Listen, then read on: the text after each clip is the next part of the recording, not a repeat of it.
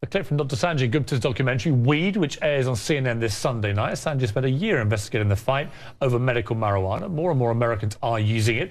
Just a few days ago, Washington, D.C. opened up its first medical marijuana dispensary. And CNN's chief medical correspondent, Dr. Sanjay Gupta, joins me now. Sanjay, welcome to you. Thank you. Thanks for having me. So, go on. You've been looking at this for a year, and I want to remind you that in 2009, you wrote a Time magazine article entitled Why I Would Vote No on Pot. You've changed your mind.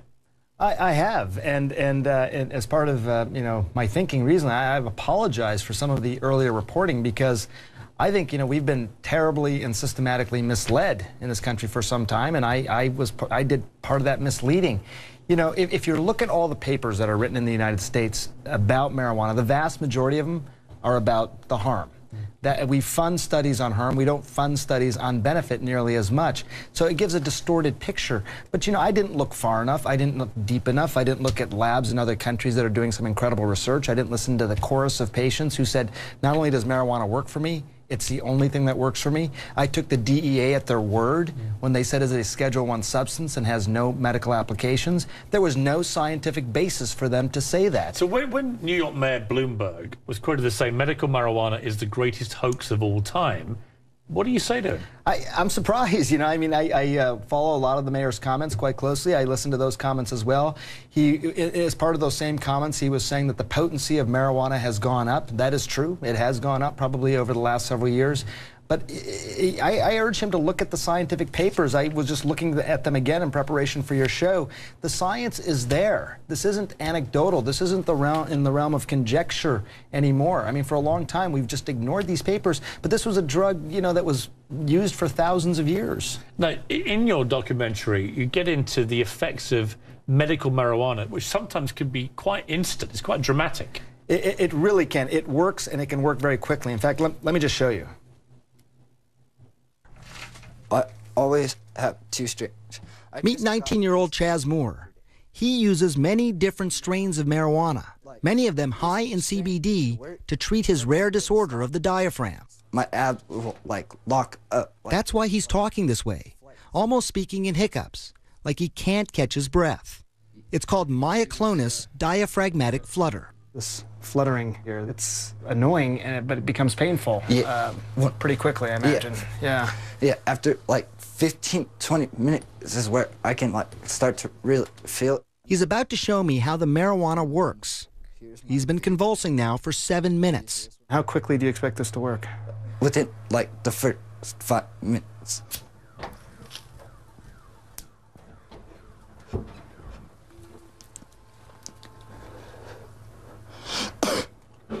And I'm done. That's it. That's it. It was actually less than a minute. Depending on the attack in the day. I mean, that is pretty extraordinary. He was on so many different meds, Piers. It was a table full of meds that doctors had prescribed for him for this condition, including OxyContin, Valium. Any of those medications in too high a dose could have been really problematic, and they didn't work. I mean, look, the proof is becoming increasingly clear, I think, if you look for it. Let's take a short break. When we come back, we're going to make things a bit lively, Sanjay. We're going to bring in Howard Samuels, the CEO of the Hills Treatment. Now, you and he have clashed horns before. We're going to do it again after the break because he does not agree with you, and he's going to be quite forceful about it. Let's get to that after the break. The medical marijuana controversy rages on in America. Should it be legal or not? Let's debate it. Back with us now is Dr. Sanjay Gupta. Also joining us is Howard Samuels, who's a former addict turned founder of the Hills Treatment Center for Drug and Alcohol Rehabilitation. Howard Samuels, we've spoken before about this. You feel very strongly from your own experiences as a personal addict and treating other addicts that it's a real gateway drug, marijuana, and we should not be encouraging it to be legalized. Well, absolutely. I mean, I think that the doctor has a very good point that for medical purposes, marijuana can be very, very useful. But you have to understand, the vast majority of people that use weed use it to get loaded. They use it to get high. And look, I'm not here to say that it's, worse than alcohol. Of course it's not worse than alcohol. But why in the world would we legalize another drug so our nation's youth have another substance to abuse and medicate their feelings with? And this is, to me, the issue. we don't want to go from one extreme, reefer madness, which we know is a total exaggeration, but we don't want to go to the other extreme where we legalize this drug and endanger so many of our young people. Okay, we want to find a healthy balance. Okay, let me throw that point to Sanjay. It's a point well made, quite reasoned. Sanjay. Well, I mean, look, it can be difficult to sort of stratify the legitimate patients who have use for cannabis not only as a medication, but as the only medication for their suffering. And as the doctor says, people who just want to get loaded or get high. That's true. But if it's no more harmful than alcohol or tobacco, why shouldn't it be legalized? Isn't there an inconsistency in government policy? I think so. And let me take it a step further than that. I think it's irresponsible of the medical community not to offer this as an alternative. 2 points. First of all, these other medications that we talk about for pain, for example, morphine, Dilaudid, OxyContin, Vicodin, you name it. Every 19 minutes in this country, Piers, in the United States, someone dies of an accidental prescription drug overdose. This is no joke. Every 19 minutes. As we investigated this, I couldn't find one documented case of someone dying of a marijuana overdose.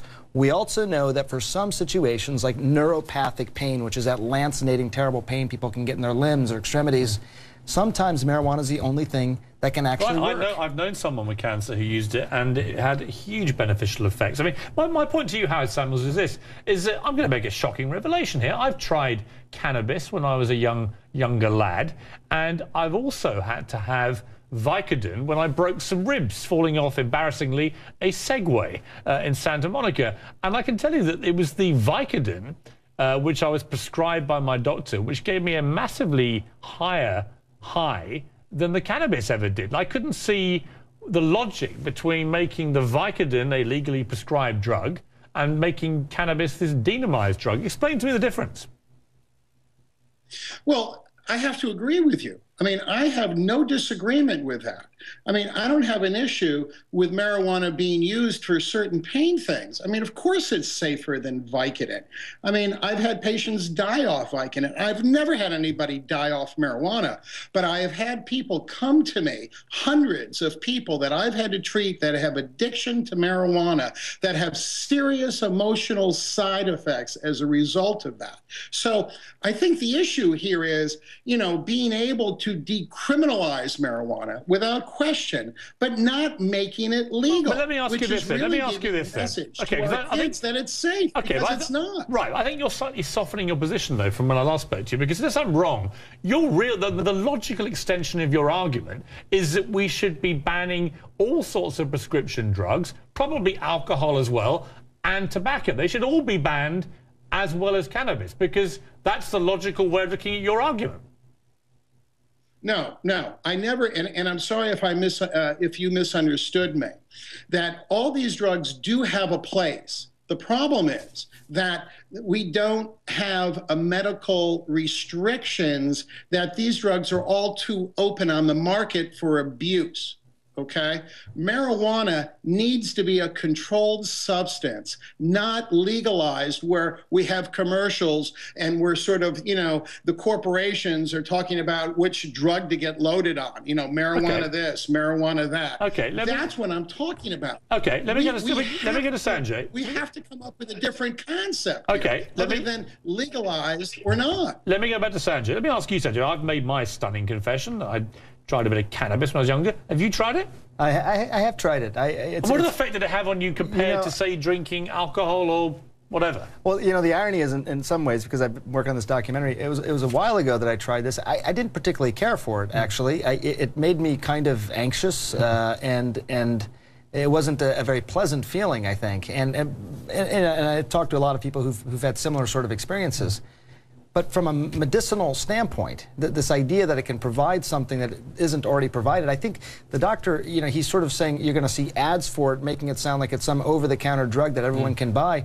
Right now, it's listed as the most dangerous substance. It's in the category of most dangerous substances in America. I think. The addiction is possibly real, about 9%. Put it in context, cocaine is about 20%. That's actually considered less dangerous than marijuana. Alcohol has a higher rate of addiction. Smoking, 30%, and that leads to far more deaths than marijuana. So I just don't quite understand the moral equivalence that the doctor is making here. Right. Howard Samuels, it's always good to talk to you. Well, my final word to you, Howard Samuels. I'm not saying marijuana is more dangerous than cocaine. Of course it's not. You know, the U.S. government ridiculous. is saying that. I am saying, though, that marijuana should not be legalized because it is harmful to the emotional state of people have long-term exposure to it. And I've seen that. And anybody in the treatment field is going to tell you the same thing. But isn't that, Howard Samuels, let me jump in. Let me jump in. Isn't that also true, though, of so many other things? I mean, isn't it true of alcohol, tobacco, Vicodin, and everything else? Is that you will have a percentage of people. You have a percentage of people. So, but here's the point that Sanjay's making: is there has to be surely a consistency. It's not to legalize it. Right, but we're doing the same thing. We're giving more people an opportunity to get loaded. Why do we want to support that? Okay, last word to you, Sanjay. Well, look, I'm not quite sure I follow the doctor's arguments here. I think it is a potentially very effective medicine that has not been given a fair shake for 70 years in this country. I think it can treat things that other medicines that exist now that are far more dangerous, far more toxic, lead to far more deaths, cannot treat. It's bizarre to me, quite frankly. I think it's inhumane to these patients who can't get this treatment. I met patients in Colorado who can get treatment, but they can never leave their state. It's ridiculous. And the doctor, I think, maybe he would agree with me, maybe he won't, I'm not sure. I don't understand his position, but it is irresponsible, I think, of the medical community not to have this as an option.